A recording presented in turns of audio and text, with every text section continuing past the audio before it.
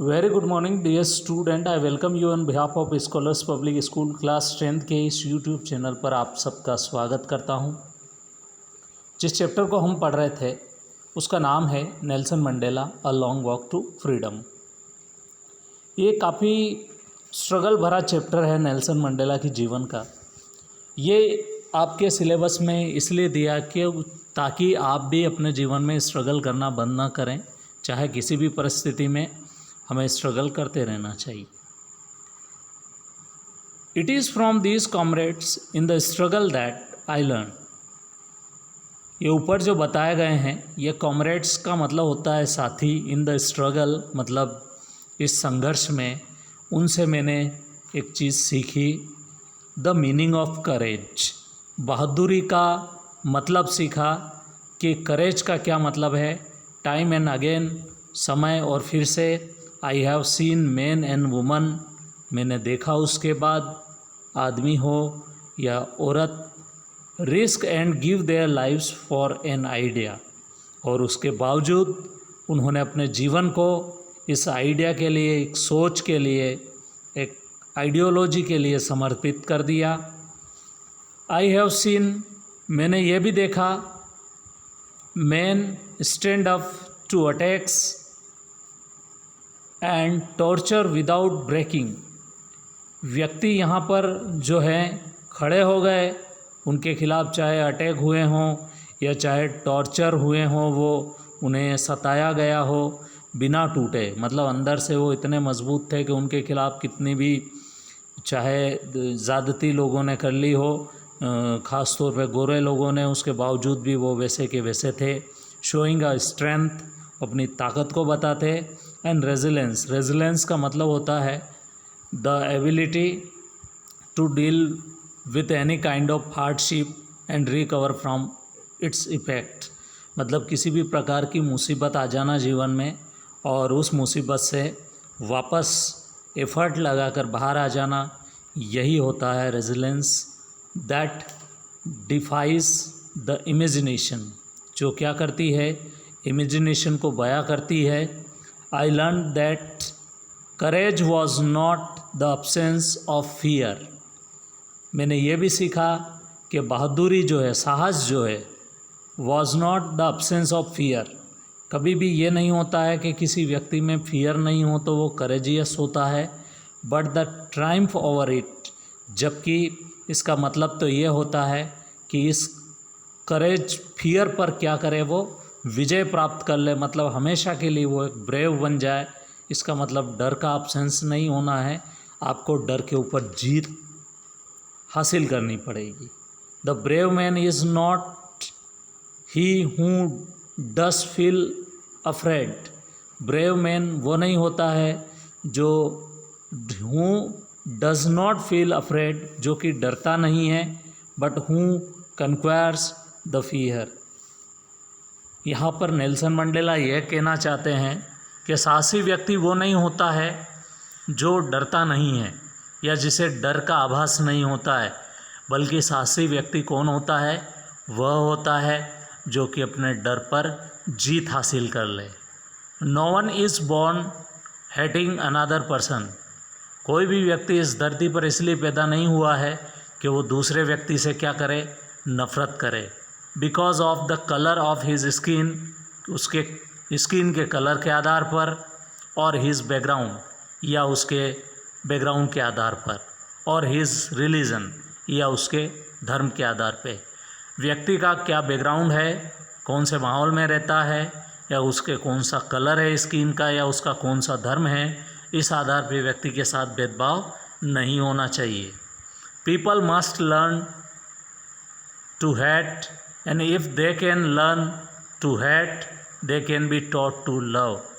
लोगों को यह सीखना चाहिए कि नफ़रत कैसे करनी चाहिए, और अगर वो ये सीख सकते हैं कि नफ़रत कैसे की जा सकती है, तो वो ये भी सीख सकते हैं कि प्रेम कैसे किया जा सकता है।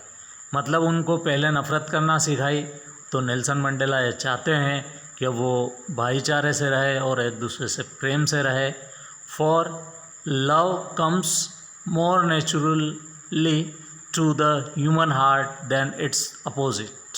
मेरा ऐसा मानना है कि प्रेम जो है वो ज़्यादा नेचुरल वे में आता है व्यक्ति के हृदय में, इसकी अपोजिट वैल्यू की तुलना में। इसकी अपोजिट वैल्यू क्या है? Hate.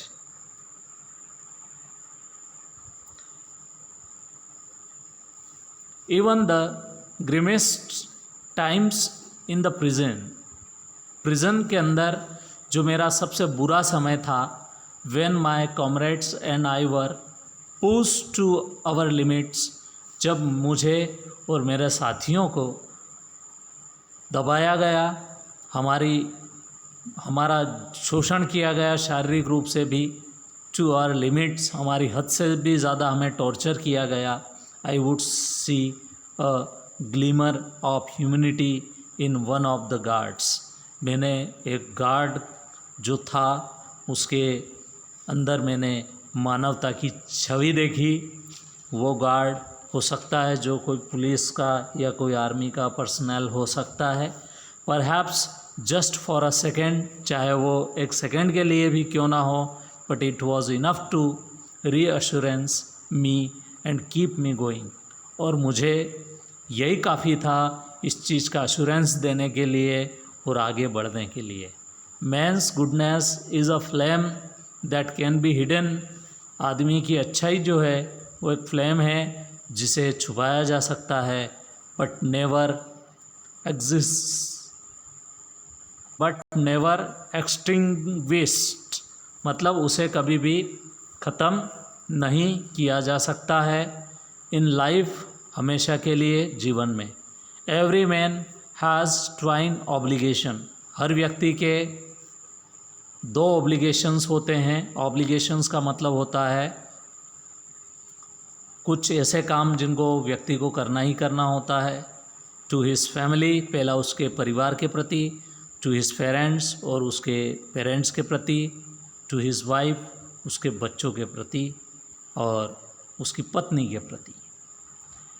And he has an obligation to his people, और दूसरा ऑब्लिगेशन उसका होता है उसके लोगों के प्रति, हिज कम्युनिटी, उसकी कम्युनिटी के प्रति, his country in a civil and human society, जो मानवीय सभ्यता है उसके लिए भी उसका ऑब्लिगेशन होता है।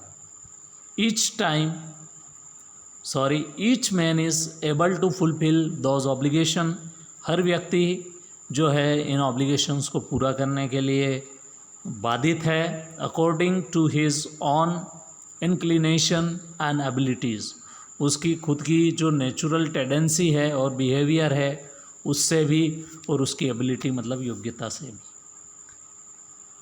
But in a country like South Africa, पर देश जैसे कि South Africa, it was almost impossible for a man of my birth and colour to fulfil both of those obligation.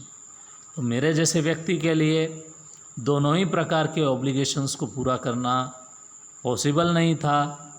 In South Africa, a man of colour who attempted to live, जिस व्यक्ति ने, जिसका colour अलग था, उसने जीने का प्रयास किया as a human being, was punished and isolated, और उसे क्या किया गया, सज़ा मिली और आइसोलेटेड कर दिया, उसे सुमसान कर दिया, अकेला कर दिया। In South Africa, man who try to fulfil his duty to his people was inevitably means unavoidably, मतलब जिसको अवॉइड नहीं किया जा सके। रिपेड फ्रॉम हिज फैमिली, उसके परिवार से अलग कर दिया गया। And his home was forced to live a life apart, और उसके घर से अलग कर दिया और उसे जो है जीवन में अकेला रहने पर मजबूर कर दिया।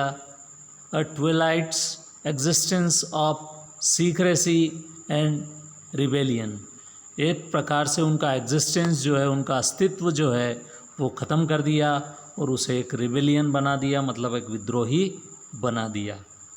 I did not in the beginning choose to place my people above my family, मैं हमेशा से व्यक्तियों को मतलब मेरे देश के लोगों को ऊपर मानता हूँ, मेरे परिवार से भी। But in attempting to serve my people, पर मेरे देश के लोगों की सेवा करने का प्रयास करते हुए I found that I was prevented from fulfilling my obligations. मैंने ये देखा कि मुझे मेरे ऑब्लिगेशंस को पूरा करने से पहले रोक दिया गया।